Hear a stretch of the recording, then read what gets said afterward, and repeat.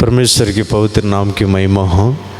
आज का ध्यान के लिए पहला थिस्सलुनीकियों 5वां अध्याय 17 वचन।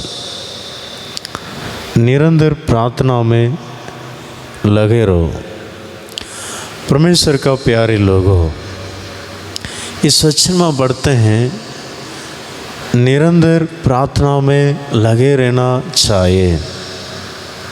ऐसा संत पौलुस थिस्सलुनीके मंडली को बोल रहा है। कैसा हम निरंतर रह सकते प्रार्थना में? कुछ काम नहीं करना है क्या? अगर मैं काम नहीं करने से, काम को नहीं जाने से, मेरे घर में रहने वाला कामों का अगर नहीं करने से सभी लोग भूखा में रहना पड़ेगा। कैसा मैं काम का बिना प्रार्थना करते रह सकता है? परमेश्वर के प्यारे लोगों, इस प्रकार आपका अंदर एक सवाल आ सकता है।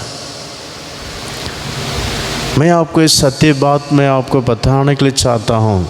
शायद आप झाड़ मारते रह सकता है। उस समय में इसी प्रकार प्रार्थना करना कि प्रभु, किस प्रकार मेरा घर शुद्ध हो रहा है, उसी प्रकार मेरा दिल को भी साफ कर दो। वैसे ही कपड़ा धोते समय में भी मेरा दिल को, मेरा विचार को, मन को शुद्ध कर दीजिए। शायद आप खाना बनाते रह गए होंगे, शायद आपका परिवार के लिए खाना बनाएंगे होंगे, अपना खुद के लिए खाना बनाएंगे होंगे, शायद और कोई बड़ा फंक्शन में खाना बनाने के लिए आप गया होगा कुछ काम के लिए। उस समय में हम बोलना चाहिए, प्रभु जी, जिस प्रकार शरीर का भोजन के लिए मैं तैयार करता हूँ, वैसे ही आत्मिक भोजन के लिए भी मैं तैयार करना है। एक झुंडों को मैं आत्मिक भोजन के लिए भोजन तैयार करना है। एक झुंडों को, एक मनुष्य को, आज में एक मनुष्य को आत्मिक भोजन देना है। कम से कम एक मनुष्य को तो मैं आत्मिक भोजन देना प्रभु। कम से कम एक आत्मिक को तो मैं आत्मिक भोजन देना प्रभु। और इसी प्रकार आप प्रार्थना करते खाना बनाने से आत्मिक भोजन देने का एक संदर्भ, एक समय, एक मौका आपको परमेश्वर देगा। कितने लोग चाहते हैं मैं सुसमाचार बताना है, कितने लोग चाहते हैं। उन्हीं लोगों के सामने परमेश्वर ने एक जनों को लेकर आएगा, उनका आप बता सकते हैं। क्योंकि अब खाना बनाने के समय में इसी प्रकार प्रार्थना किया है, झाड़ मारते समय में आप प्रार्थना किया है, इसलिए आपका मन शुद्ध है। दूसरे लोगों को भी शुद्ध से देख सकता। परमेश्वर के प्यारे लोग, इसका टॉपिक अलग है, लेकिन हमारा टॉपिक प्रार्थना का विषय है। इसलिए हमारा अंदर अभी सवाल नहीं आएगा करके मैं विश्वास करता हूँ। मैं विश्वास करता हूँ आपका सवाल का उत्तर मिल गया। कैसे प्रार्थना कर सकते हैं निरंतर? परमेश्वर के प्यारे लोगों, सोना नहीं क्या? इसी प्रकार आपका अंदर सवाल आ सकता है, सो सकता है। श्रेष्ठ गीत में 5:2 में लिखा हुआ है, मैं सोया था परंतु मेरा दिल जागता था। परमेश्वर के प्यारे लोगों, पवित्र शास्त्र में लिखा हुआ है, श्रेष्ठ गीत 5:2 पढ़ के देखिए। आप सो सकते हैं, लेकिन आपका दिल जागते रहना है। शायद मेरा प्रभु यीशु आज रात को आ सकता है, आज रात को आ सकता है।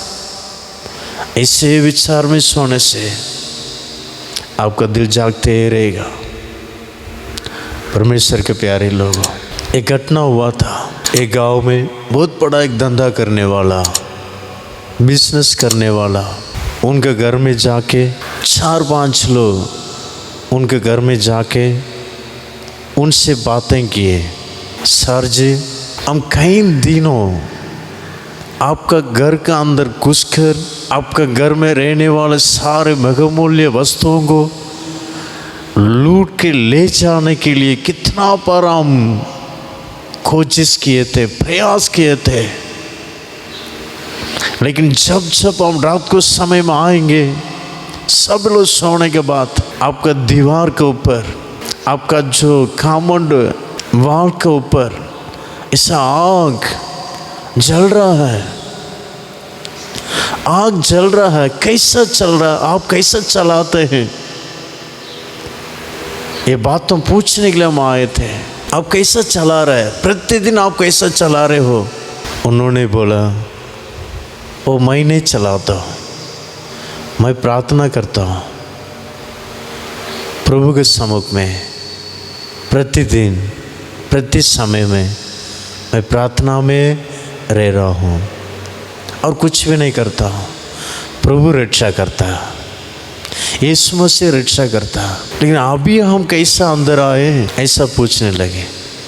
लेकिन अभी आपका मन जो है शुद्ध है। अभी ये विचार के साथ आप नहीं आए हैं। इनके बाद कुछ गुप्त बातें हैं, उसको जान कर जाना है, ऐसा निर्णय के साथ आप आए हैं। इसलिए आप अंदर आ सका, नहीं तो आप अंदर नहीं आ सकता। प्रभु यीशु को विश्वास कीजिए, प्रार्थना कीजिए, प्रभु आपको संभालेगा, आपका जरूरतों को पूरी करेगा करके बोलकर उनको भेजें। आप प्रार्थना कीजिए, काम भी कर सकते हैं, प्रार्थना भी कर सकते हैं, सो भी सकते हैं। परमेश्वर के प्यारे लोगों, जरूर इसी प्रकार प्रार्थना करते समय में हम भी प्रभु को मिलने के लिए तैयार हो सकते हैं और एक झुंडों को भी तैयार कर सकते हैं। प्रभु आपका अनुग्रह करे, प्रभु मुझे भी अनुग्रह करे।